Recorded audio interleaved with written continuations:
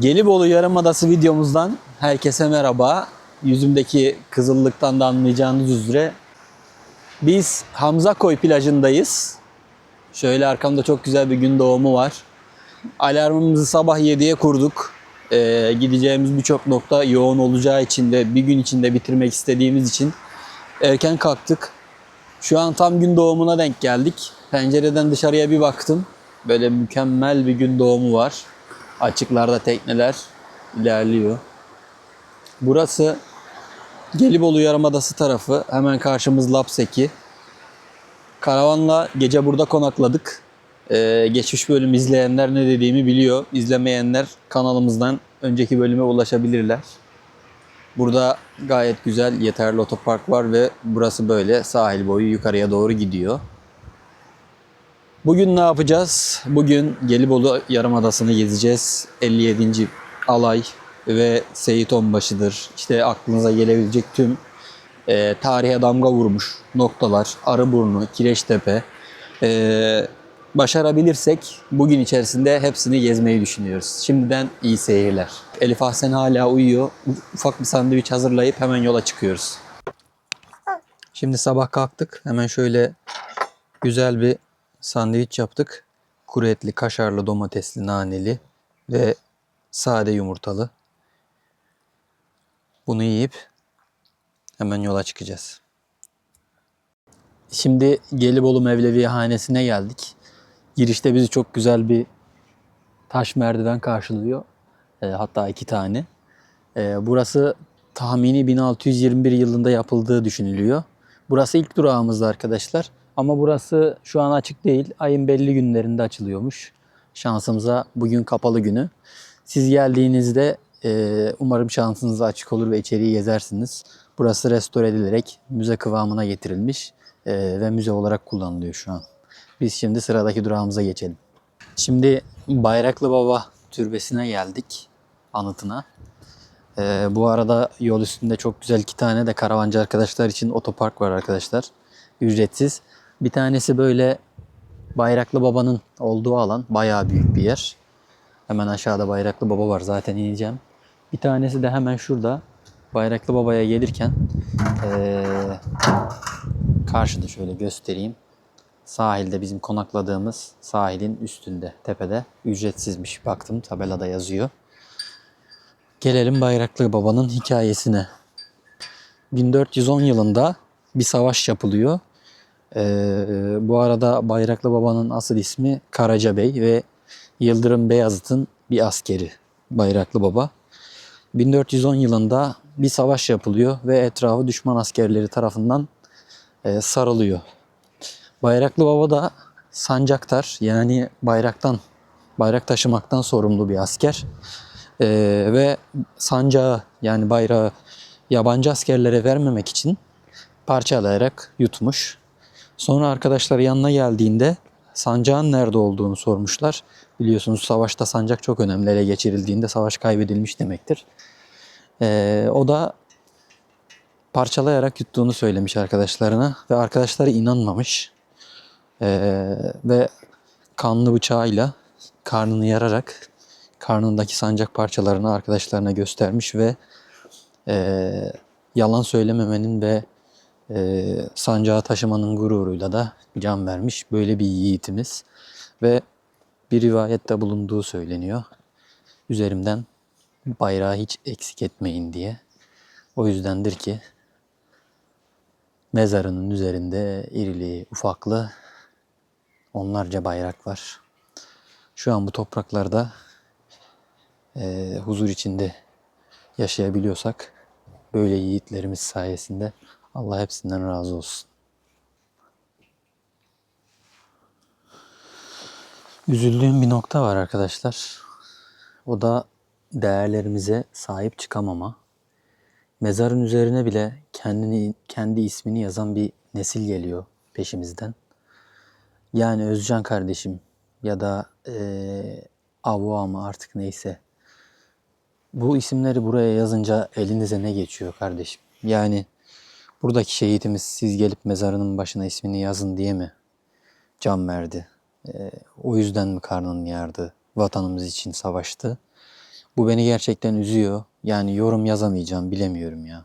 Söyleyeceklerim, hani bir şey söyleyemiyorum artık. Bizim gerçekten gelen nesle de biraz önem vermemiz gerekiyor. Ben öyle düşünüyorum. En azından milli değerlerimize sahip çıkan gençler yetiştirmeliyiz. Bakın burada notlar yazmış. İnsanlar üzerlerine bırakmışlar. Bayrağı yazmışlar ama bayrağa bir şey yazılmaz arkadaşlar. Burayı da Bayraklı Baba Türbesi'ni de gelip ziyaret edebilirsiniz arkadaşlar. Yani farklı bir atmosferi, farklı bir hissi var buranın. Zaten Gelibolu feribottan indiğinizde sağa döndüğünüzde burası çok yakın. Bence mutlaka uğrayın. Şimdi hemen Bayraklı Baba'dan aşağıya inecektim. Burada deniz feneri varmış arkadaşlar. O dikkatimi çekti. Aşağısı da o kadar güzel gözüküyor ki vaktiniz varsa geldiğinizde buraya da uğrayabilirsiniz. Önünde böyle çok güzel oturma alanları var, çeşmeler var. Şimdi size zaten burayı detaylı göstereceğim. Şu an biraz Mart ayının sonunda, Nisan başında olduğumuz için martılar havada. Hava biraz soğuk ama yazın burası efsane olur bence. Bakın şöyle çok güzel bir deniz feneri var burada. Önünde de çok güzel oturma alanları var şöyle şu şekilde. Masalar, sandalyeler arkaya doğru gidiyor böyle ve çeşme de var. Burada gelip buradan aşağı izleyebilirsiniz. Zaten aşağıda da bu arada yürüyüş yolu ve sahil var. Sahilin hemen üzeriymiş burası. Ben görmemiştim. Böyle yürüyüş kordonu var burada.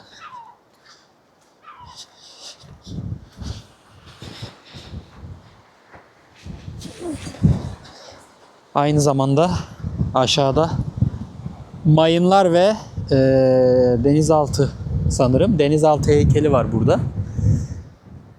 Manzarası güzel. Buraya gelip burada vakit geçirebilirsiniz. Hemen karşıda da zaten biz şuradan geldik. Karşısı Lapseki. Gördüğünüz gibi muazzam bir tekne geçiyor.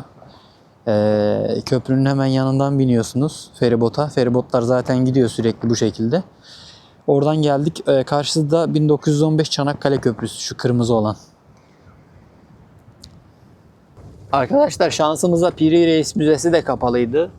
Zaten Gelibolu feribotun hemen karşısı böyle kale gibi taş bir yapı. Geldiğinizde siz mutlaka uğrayın. İnşallah şansınıza açık olur. Aslında saat çok erken de değil. Şu an 9 oldu ama hala açılmamış. Kapıda da bu arada açılacağı saatler arasındayız şu an. Hani açılması gereken saatler arasında. 1915 Çanakkale Köprüsü'nden geçiyoruz. Eceabat yönüne giderken köprünün ayaklarının altından geçiyorsunuz bu şekilde ve çok güzel gözüküyor.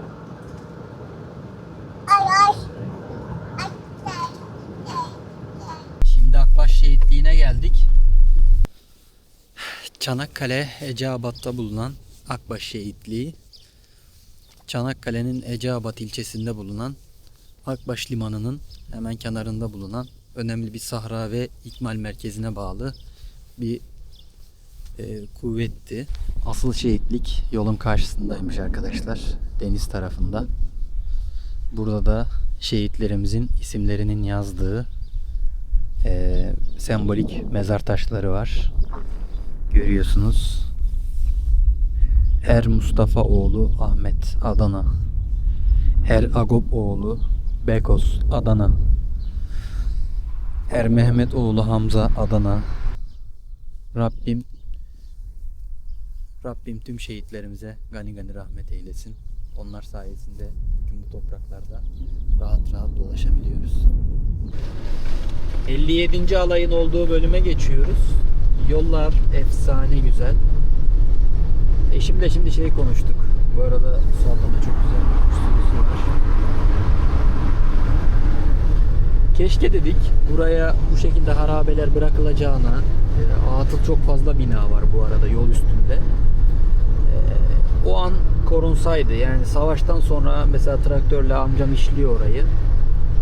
izin verilmeseydi, insanlara başka bir yerlerden arsalar verilseydi ya da bu bölgeye hiçbir şekilde yerleşim olmasaydı, kısıtlansaydı vesaire, en azından sadece ev ve küçük bir bahçe yeri verilseydi, şu şekilde böyle savaştan kalma şekilde bırakılsaydı buralar dedik. Bilmiyorum, çok mu bencilce düşünüyoruz ama girdik şimdi, tarihi alan bölgesindeyiz. Hiç böyle şehitle gelmişiz gibi bir hava yok. Yani mesela sağımda yine bir harabe. Yani böyle insan daha böyle bir hissetmek istiyor bir şeyleri. Tamam, evet, gidip şehitliğe gezeceğiz ama en azından girdiğimde de böyle bir alanın bir uhreviyatı olsun isterdim yani. O yönden bir eksiklik hissettim. Bunu da sizle paylaşmak istedim. Buğday tarlalarıyla değil de böyle tarihi bir alanla karşılaşmayı bekliyordum. Bilemiyorum. Bunu da size böyle bir aktarayım dedim.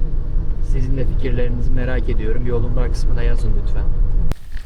57. alay yazdığınızda haritadaki konuma, burada böyle Çanakkale Destanı Canlandırma Merkezi'ne geliyorsunuz. Hemen yolun köşesinde kalıyor. Burada girişte toplar falan bırakılmış böyle. O dönemde kullanılan 150 milimetre top, örnek veriyorum. Aynı şekilde Çanakkale Savaşı'nda kullanılmış uçak. Aslında ne kadar basitmiş o dönem sistem. Canlandırma tabii ki bunlar. Sadece şunlar gerçek. Burada da yine bir top arabası sanırım. Full metalden yapılmış. Hemen girişte de toplar sergileniyor. O dönemde kullanılan, toplarda kullanılan mermiler, top mermileri bu şekilde. Geldiğinizde bunları da görebilirsiniz.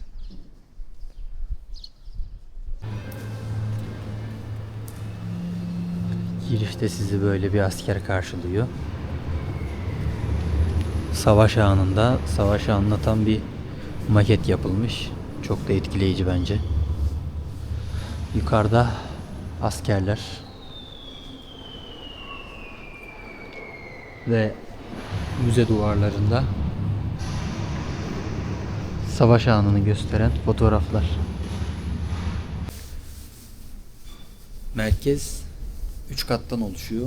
En alt kat mescit. Giriş katı çok kısa zaten. Hemen gezebilirsiniz. Onun haricinde buraya not eklemek istiyorsanız, şu an biz giriş katın altındayız. Buradan başlamamız söylendi geziye. Burada şöyle fotoğraflar da var. Fotoğrafı açtığınızda altında o döneme ait notlar yazıyor. İşte fotoğrafın kim tarafından çekildiği vesaire. Çok güzel düşünülmüş. Yüzen en güçlü savaş gemisi o dönemde. Hepsiyle ilgili bilgiler var. Burada da o dönemde, yani savaş döneminde kullanılan eserler var. Şimdi size birkaçını göstereceğim. Örnek veriyorum. Burada madalyalar, tıraş için kullanılan tıraş makineleri, taraklar, böyle ustura, deri kılıfıyla beraber bu arada ve tarihini hala koruyor. Yine burada bir ustura aynı şekilde. Şurada o dönemlerde kullanılan makinalı tüfekler var. Halbuki günümüzde ne kadar küçüldü değil mi teknolojiyle? Burada şunlar dikkatimi çekti. Bunlar yere atıp kamufle ediliyormuş ve üzerine insanlar bastığında yaralanması ve yavaşlamasını sağlamak amacıyla, bir nevi silah niyetiyle o dönemde bayağı bir kullanılmış bunlar. Antipersonel engeli. Savaşın her türlüsü çok kötü. Rabbim kimseye yaşatmasın. Yine burada cep periskopu, can kurtaran cep periskopu, Birinci Dünya Savaşı sırasında siper savaşında hayatta kalmayı kolaylaştıran optik bir gözlem cihazıdır. Buradan bakıyorsunuz, yukarıdaki aynadan cephenin dışını görebiliyorsunuz kafanızı çıkarmadan. Burada yine o dönemde kullanılan, sanırım yer bildirmeyi sağlayan bir tüfek. Namlusu geniş. Askerlerimizin giydiği kıyafetler ve kullandığı ekipmanlar, tüfekler, tabancalar, kılıçlar, süngüler. Burada hepsi var. Mermilerin eskiliğine bakar mısın? Üstü küflenmiş artık. Ve o dönemde Bu da çok etkileyici. Çanakkale siperlerinde bir masket, ayıcık. Birinci Dünya Savaşı sırasında Gelibolu siperlerinde yalnızca silahlar ve mühimmatlar değil, askerlerin kişisel eşyaları da yer alıyordu. Ee, Marmaduke adı verilen küçük bir ayıcık, Britanyalı askerler arasında bilinen sembolik maskotlardan biridir. Bu tür oyuncaklar cephedeki sert ve ölümcül koşullar içinde askerlere psikolojik destek sağlıyordu. Askerler yanlarında mektuplar, aile fotoğrafları, dua kitapları ve küçük hatıra eşyaları taşırdı. Marmaduke gibi, yani bu ayı gibi küçük maskotlar ev hayatını ve sevdiklerini hatırlatan bir bağ işlevi görüyordu. Çanakkale cephesinde arkadaş olan bir İngiliz ve bir Anzak askerinin hediyeleşmesinin sonucu Marmaduke Avustralya'ya ulaşmıştır. Gelibolu siperlerinde moralin ve dayanıklılığın sessiz bir sembol olan ayıcık 2022 yılında Leon Fleegan tarafından müzemize bağışlanmıştır. Bu ayıcık Çanakkale Savaşı'nı görmüş ve orada az önce de söylediğim gibi İngiliz ve Anzak askerler arasında değiş tokuş yapılmış ve Avustralya'ya kadar gitmiş. Şu anda da müzede sergileniyor. Bu neymiş biliyor musun? Arazinin eğimini ölçüp Hı hı. hedefi ona göre ayarlıyorlarmış. Hedefin yükselme açısını etkiliyormuş, belirliyormuş. Bir nevi top fırlatma mekanizması diyebiliriz. Top fırlatmak için ölçüm yapan alet arkadaşlar. Eğimi vesaire ölçüp ona göre güzergah belirliyor atış için.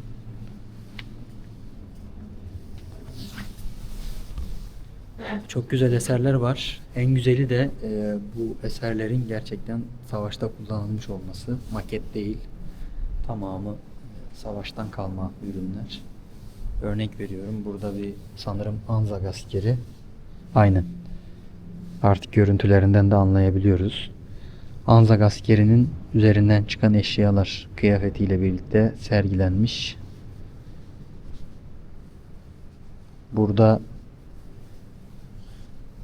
bu vitrinde yeni teşhir hazırlıkları devam etmektedir diyor. Asker üzerinde yine gördüğünüz gibi yabancı bir asker üzerinden çıkan ürünler. Aynı şekilde başka bir askerin silahı, matarası, piposu, dürbünü. Bu da Hales tipi. Yani şöyle görebilirsiniz.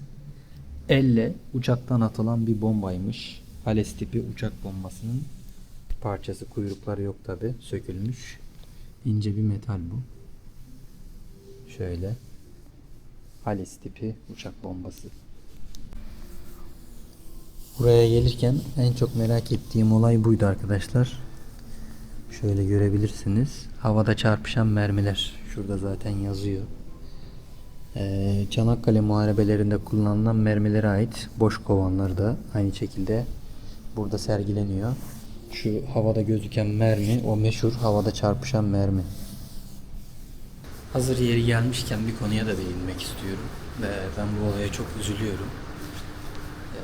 İnsanlarımız daha kendi ülkesini gezmeden, mesela buralara gelip buraları görmeden hemen yurt dışı hayallerine kapılıyor. Evet, yurt dışı da güzel ama ülkemiz çok güzel.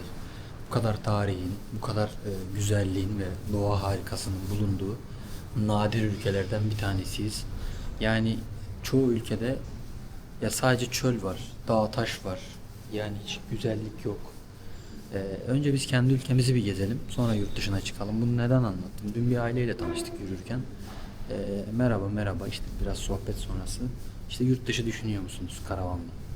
Dedim ülkemizde gezecek çok yer var. Yani büyük ihtimal dedim düşündüğüm gibi olursa ancak 3-4 yıla kadar ancak ülkemizi bitirebiliriz. Şaşırdı yani böyle şaşırır tarzda baktı, anladım onu.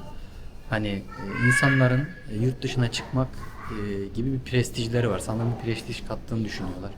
Ben önce ülkemi gezeceğim arkadaşlar. Önce kendi ülkemi tanıyacağım ki yurt dışında biri bana ülkemle ilgili bir şey sorduğunda böyle yapmak istemiyorum. Ve gezdiğimi, evet çok güzel ben de gittim demek istiyorum. Bu yüzden önce insan ülkesini bir tanımalı, gezmeli. Sonrasında yurt dışına açılmalı. Benim fikrim bu. Saygı duyarsınız, duymazsınız bilmiyorum.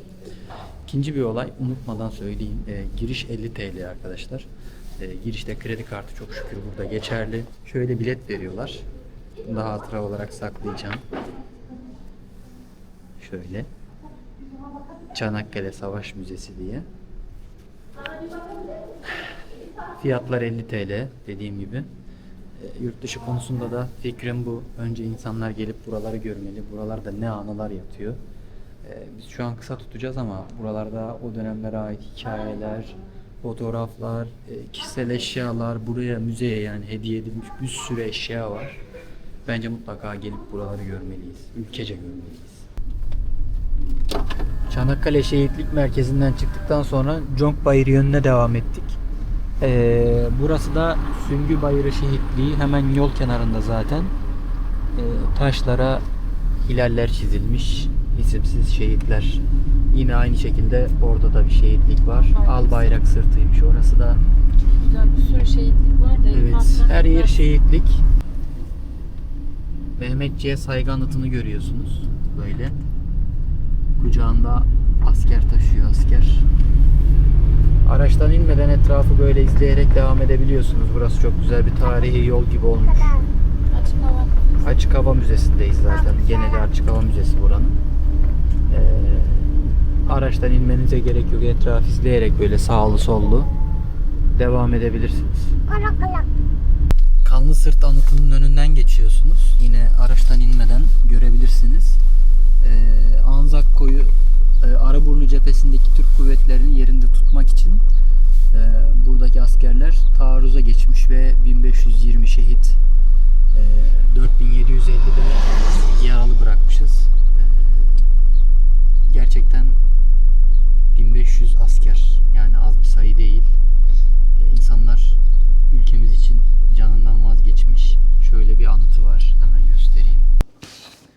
Anzak ordusu 6-7 Ağustos 1915'te Anafartalar bölgesine çıkarma yapan 9. İngiliz Kolordusu'nun hedefine ulaşmasını kolaylaştırmak amacıyla 19. ve 16. Tümenlerin savunduğu Arıburnu bölgesindeki Türk askerlerini yerinde tutmak için taarruz etti. 16. Tümen birlikleri çok çetin geçen çarpışmalarda 1520 şehit, 4750 yaralı vermesine rağmen Kanlı Sırt'ı kahramanca savundu. Şimdi Kanlı Sırt anıtının olduğu bölümden şöyle cephelere doğru geçiyorum. Burası o günden günümüze korunmuş cepheler arkadaşlar. Şöyle zaten buralarda 1500'e yakın askerimiz şehit olmuş. Anzaklar Türk askerlerine saldırmış. Başka bir bölgedeki çıkartmanın kolaylaşması için. Mevzileri görüyorsunuz. Hala korunuyor bu şekilde. Kim bilir burada kimler çatışmalar yaşadı. Mevziler bu şekilde.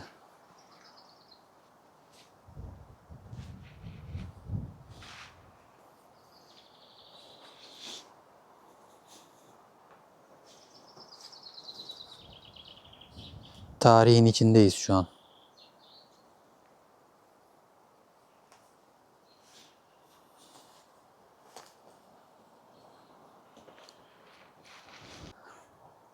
Şimdi ise Kırmızı Sırt Anzak siperleri ve tünellerine geldik. Size şöyle hemen etrafı gösteriyorum. Karşıda hala ahşaplar var.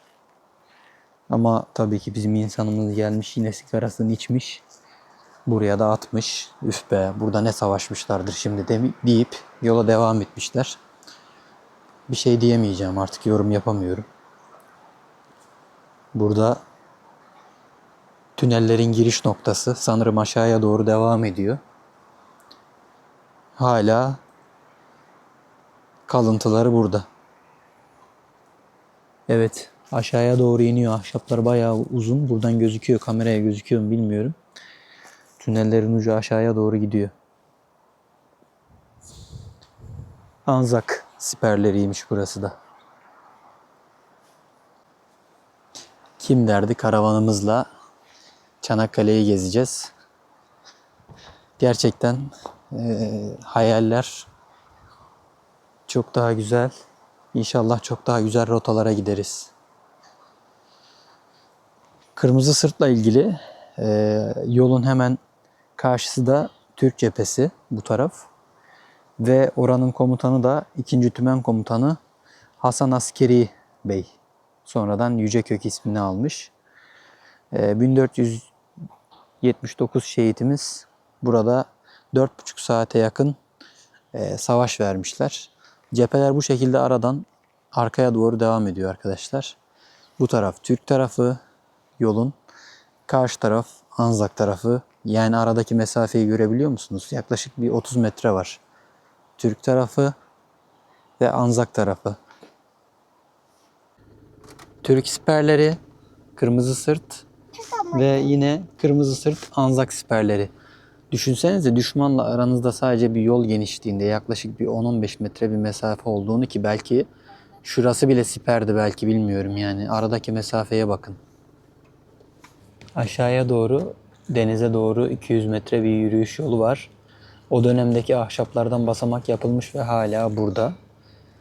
Stepbed, orada kime ait olduğu da yazıyor. Büyük ihtimal Anzakların gemilerine giden yol. Burada da yol genişlemesi yapıyor bizim Karayolları Genel Müdürlüğü. Yol tek şerit olduğu için mantıklı ve yerinde bir hareket olmuş. Burayı arabayla değil de yürüyerek gezmek sanırım daha mantıklı olacaktır. Çünkü o kadar çok siper ve merak uyandıran bir yer var ki insan böyle bir bakmadan edemiyor. Tarihin içinde yürüyorsunuz çünkü. Size hemen şöyle manzarayı göstereyim. Arkamızda deniz böyle. Hemen. Önümüzün her yeri siper. Burası Conk Bayırı anıtına doğru giden yol. Sağlı sollu buraları böyle geldiğinizde gezebilirsiniz. Birazdan Anzak Koyu'na da gideceğiz. Anzaklar sanırım o da şurası. Sahilde konuşlandığı bölüm. Zaten oradan çıkıp buraya gelmişler Türklerle savaşmaya. Şimdi Conk Bayırı'na da hemen bir gidelim. Şimdi 57. Alay Şehitliği'ne geldik. Burası çok manevi bir ortam. Şimdi burayı hepinizin hatırladığını anlayacaksınız. Şimdi burası hakkında size kısa bilgi verecek olursam, aslında burayı hepimiz biliyoruz. Nereden biliyoruz? Mustafa Kemal'in 25 Nisan 1915 sabahı Anzak çıkarmasını durdurmak için Türk askerlerine, yani Mehmetçiğe, ben size taarruzu emretmiyorum, ölmeyi emrediyorum.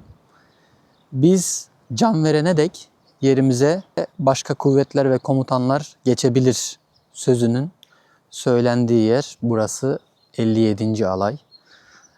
Aslında tarih derslerinden özellikle genç arkadaşlarımız hepimiz burayı biliyoruz. Türk Silahlı Kuvvetleri'nde 57. Alay bulunmuyor. Emeklilik nişanı, emeklilik verilmiş ve şu an Türk Silahlı Kuvvetleri'nde 57. Alay ismi kullanılmıyor. Buradaki kahramanlıktan dolayı emekliliğe ayrılmış ve kahramanlık nişanı verilmiş. Mustafa Kemal'in emri sonrası süngü takarak Anzakların üzerine yürüyen Türk askerleri kendisinden çok daha kalabalık olan Anzak askerlerini geriye püskürtmüş ve Türk Silahlı Kuvvetleri açısından çok önemli bir konuma sahip olan Conk Bayırı'nın elden çıkmasını önlemiş ve savaşın akıbeti açısından çok önemli bir başarı elde etmiştir. Rahmetle anıyoruz. Mustafa Kemal'in ben size taarruzu değil ölmeyi emrediyorum emrinden sonra yüksek bir ruhaniyetle ön cephedeki ölenlerin yerine arka cephedekiler, bilenler Kur'an-ı Kerim, bilmeyenler kelime-i şehadet çekerek yerine geçmek için hazırlık yapıyorlardı. Ön cephedekiler vefat ettikçe ve şehit oldukça arka cephedekiler yerlerini doldurdu. Burada milli mücadelenin kazanılmasındaki ruhaniyeti görebiliyoruz. Arkamızda da o şehitlerin, o baba yiğitlerin mezarları bulunuyor. 57. alay bu yüzden bu ruhaniyeti tüm Türk Silahlı Kuvvetleri'ne aktarmak için emekliliğe ayrılmış ve kahramanlık nişanı almıştır. Şimdi biz Conk Bayırı'na doğru devam ediyoruz. Eğer burası alınmasaydı Conk Bayırı, bomba sırtı alınmasaydı Conk Bayırı elden gidecekti. 57. alay Conk Bayırı için can verdi. Türk milleti için can verdi. Bayırı'na giderken hemen arkada yine askerlerimizin şehitliği, makamları cennet olsun. Burada da o meşhur fotoğraflardan hatırladığımız Atatürk'ün ileriye baktığı mevziyi görüyorsunuz. Burası birçok noktaya hakim. Şöyle. Bu tepeden etrafı izlemiş. Zaten aşağısı şöyle cepheler. Meşhur fotoğraf da bu arkadaşlar. Aynısını betimlemeye çalışmışlar. Bence benzemiş.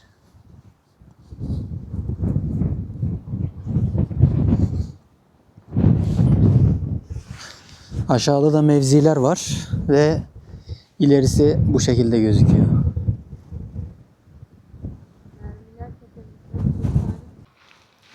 Atatürk'ün bu fotoğrafını çeken kişi binbaşı Haydar Mehmet Bey. Sonradan Alganer ismini almış.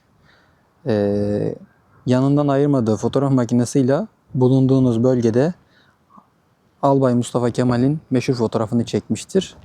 Öyle karışık yollar ki yalnız başına içinden çıkmak mümkün değil. Adeta insana yer altında başka bir dünya hissi veriyor. Mermiler tepemizden kestane fişeği gibi patlayarak geçiyor. İki taraf topçusu bir aralık kızıştı. Askerlerin bazısı gözetlemede, geri kalanları istirahatte yatmış uyuyor. Birkaç kişi bir arada konuşuyor ve bir diğeri namaz kılıyor. Diğerleri Kur'an-ı Kerim okuyorlar. Bir alem ki hem savaş hem sakinlik, hem heyecan hem dünya hem ahiret. İki fotoğraf çektim. Tarihe böyle not düşmüş Mehmet Bey. Şöyle bir bilgi aktarmak istiyorum. Buraya gelirken bence sabah saat 7 gibi kalkıp ama çocukla vesaire değil, yetişkinler olarak ekip arkadaşlarınızla olur, arkadaş çevrenizle olur. Burayı gerçekten ruhaniyetli bir şekilde gezmek istiyorsanız çok fazla yürüyüş yolu ve patika var. Sanki savaş sahnesindeymiş gibi burayı gezebilirsiniz. Ama dediğim gibi çok zaman ayırmanız gerekiyor çünkü Albay Mehmet Bey'in de dediği gibi fotoğrafı çeken yer yön bulmak gerçekten sıkıntı. Bunun için kaybolmadan ilerlemek için biraz gayret gerektiriyor ve zaman gerektiriyor. Şimdi Conk Bayırı'na geldik. Hemen şurada anlatı var. Burayla ilgili bilgi alabilirsiniz oradan. Yağmur atıştırmaya başladı bu arada. Parkla ilgili herhangi bir problem yok. Geldiğinizde herhangi bir yere aracınızı bırakabilirsiniz arkadaşlar. Öncelikle onu söyleyeyim. Buranın güzel yanı siperler korunmuş burada. Hani bilmiyorum sonradan mı yapıldı. 100 yıl bu ağaçlar dayanır mı? İnanın ben de bilmiyorum ama en azından burada siperler var. Şu şekilde.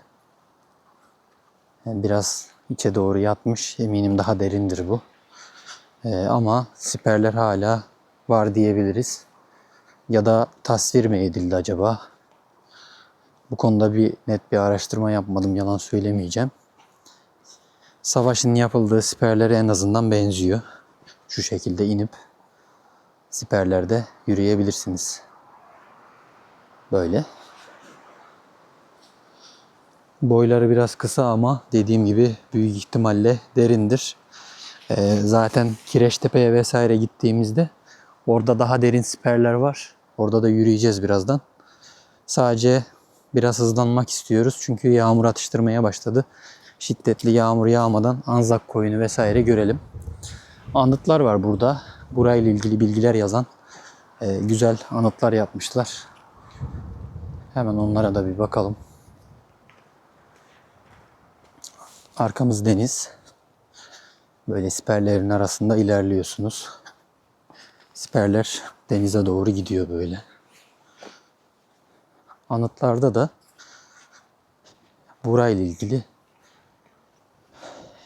bilgiler var. Bilgi alabilirsiniz. Plakalarda çok güzel, anıtlarda çok güzel bilgiler var. Aşağısı da buradan yine net bir şekilde gözüküyor. Size hemen göstereyim. Gördüğünüz gibi. Kaç gün oldu yola çıkalı? Çok şükür bugün hava biraz güneşli. Yani yağmur, hava kapalı, yağmur, hava kapalı, artık gerçekten illallah etmiştik. Bugün hava çok güzel. Sadece biraz rüzgarlı. Onu da artık idare ediyoruz. Aşırı bir soğuk yok. Akdeniz'e doğru, Ege'ye doğru indikçe havalar ısınmaya başladı.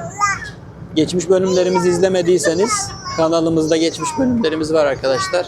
Oradan Bursa'yı ve Eskişehir'i gezdik. Onların videolarına da ulaşabilirsiniz. Zaten bu videoyu da oynatma listesi yaptım.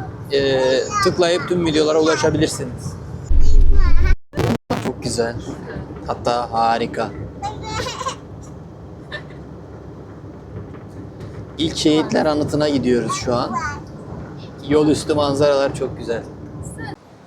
Arkadaşlar saat 12 gibi Alçıtepe'ye geldik. Alçıtepe'de böyle çok güzel, önünde büyük bir otopark olan bir alan var. Burada canlandırma ve siper alanı var.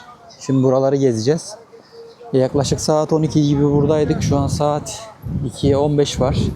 Yani 1 saat 45 dakikadır. Ben 1 saat kadar uyudum. Sabah erken kalkmıştım. Biraz yoruldum. Başım ağrımaya başladı. Hava da burada acayip rüzgar var. Çarpıyor insanı. Şimdi burayı gezeceğiz. Hemen ileride gişe var. Gişelere geçiyoruz. Biletlerimizi alıp bu alanı gezip sonrasında diğer rotamıza doğru devam edeceğiz. Burası tam ismi 1915 Siper Hilali Ahmer Hastanesi canlandırma alanları diye geçiyor. Haritaya bunu yazıp direkt buraya gelebilirsiniz. Burası yaz aylarında akşam 7'ye kadar, kış aylarında 5'e kadar açıkmış. Giriş ücretleri tam 150, indirimli 75. Dostlar, giriş 150 TL'ymiş. Alçıtepe 1915 Siper ve Hilali Ahmer canlandırma alanı diye güzel bir biletleri var şöyle. İndirimli 75, tam 150. Dediğim gibi bilginiz olsun. Böyle içeride çadırlar kurulu. Böyle o dönemdeki çadırların benzerini kurmuşlar. Hemen karşıda Siper diye bir yer var. Çok dikkatimi çekti. Oraya doğru ilerliyorum. Burada hoparlörler var. Sanki cephede geziyormuşsunuz hissi vermeye çalışmışlar. Sizi şimdi seslerle baş başa bırakıyorum. Buralarda da uyarılar var. Dikkat, yüksek ses diye. Hadi aslanlarım, hadi yiğitlerim, Allah bizimledir.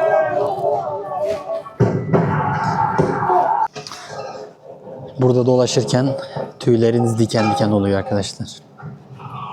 Çünkü hoparlörlerde yüksek ses var ve bası da vücudunuzda hissediyorsunuz böyle güm güm diye.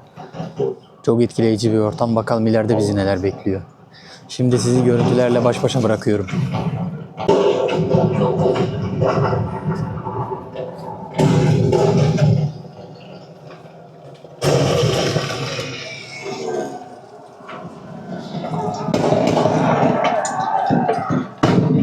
Burada siperi canlandırmışlar.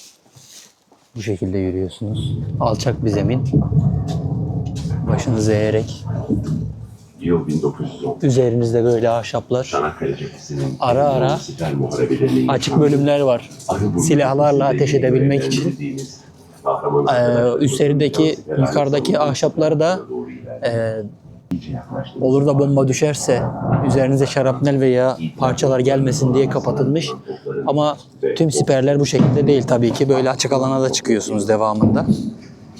Burası da açık siper. Üstümüzden geçtiğini duyuyordum.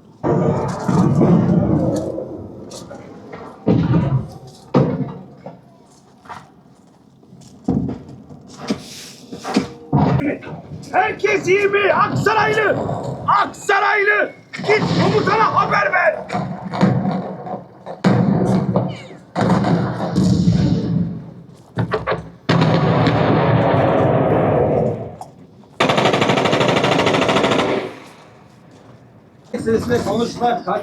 Hani az önce demiştim ya işte savaş alanında yürüyormuş hissi yaşamak istiyor insan diye. İşte burada tam da onu yaşatmışlar arkadaşlar.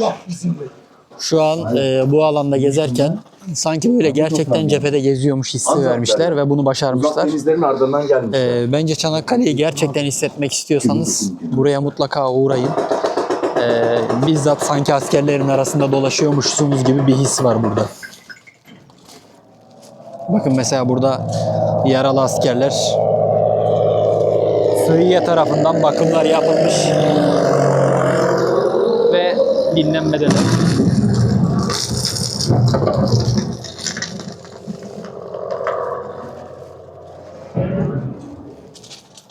Şeritlerini götür. Kontrol ettin mi? Ettim komutanım. Nefes aldırma komutanım. Kafalarını çıkaramasınlar. Dostlar şunu net söyleyeyim. Burası kesinlikle hayatımda verdiğim en anlamlı 150 TL. Bence kesinlikle gelmelisiniz. Öyle bir ortam. Hadi yiğitlerim! Allah bizimledir!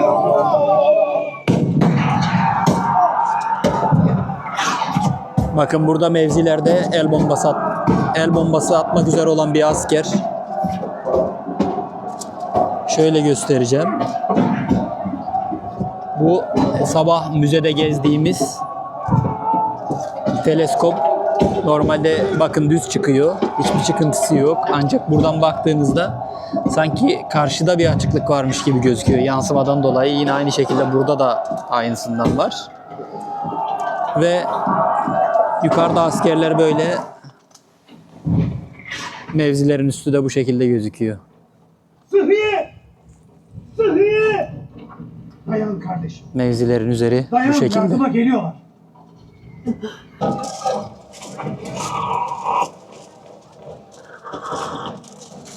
Allah razı olsun kardeşim. Doydu. Allah'ın izniyle.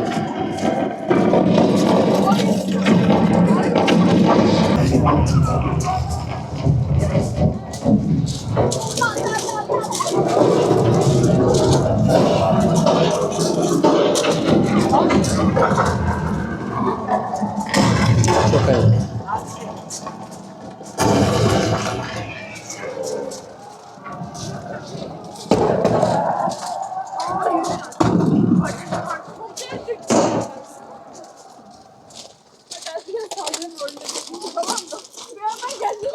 Şu olay çok iyi. Öğrencilerin burayı gezip görmesi bence büyük bir nimet. Ben 4 yıllık üniversite mezunuyum arkadaşlar. Hiçbir okulum da bir kere olsun beni Çanakkale'ye getirmedi. Hep merak etmişimdir burayı. Nasip bugüneymiş. Bence okulu tarafından buraya getirilen öğrenciler çok şanslı. Siper hattına doğru ilerlerken cepheye iyice yaklaştığımızın farkındayız. Uzaktan Tarihin arasında yolculuk yapıyoruz. Belki 1915'te 18-20 yaşlarında olsam de şu an bu askerler gibi buradan mevziye çıkmayı bekliyor olabilirim. Hayat tamamen zamanlamalarla ilerliyor bence. Her şey zamanlamalarla alakalı. Şimdi bir tane cephaneliğe geldim. Gördüğünüz gibi arkada. Askerler burada mermiler ve sandıklarla mühimmat zulalamış. Çok üzüldüm. Keşke bu kadar insanımızı kaybetmeseydik. Burada da bomba düşmüş bir siper görüyorsunuz. Bacakları, elleri kopmuş askerlerimiz.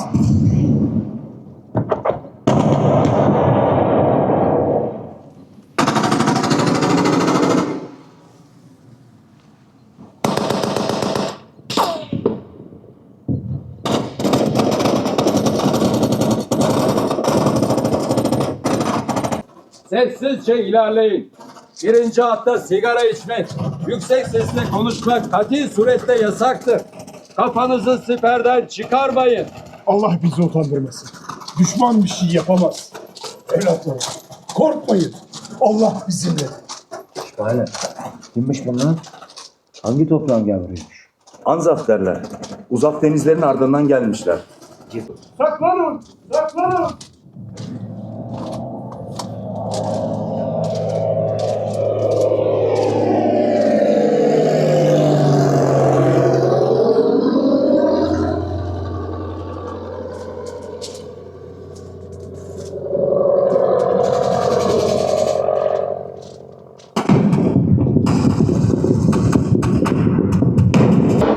Siper yavaş gezerseniz yaklaşık 15 dakika sürüyor arkadaşlar. Düşman sağımızdan Ama toprak kazarak ilerlemek istiyor. kesinlikle 2 defa bomba attı siperlerimize, Yenilmeli. yetiştiremedi. Mali olmak için ara sıra o tarafa el bombası attırın. Düşmana göz açtırmayın. çok etkilendim. Çok duygulandım. Binlerce vatandaşımız, binlerce çocuğumuz, gencimiz burada şehit düşmüş. Söylenecek söz yok. Şimdi hastane bölümüne, Hilal Ahmer bölümüne geldik. Numaralı lağımı derhal patlatın. Size bir de burayı gezdireceğim.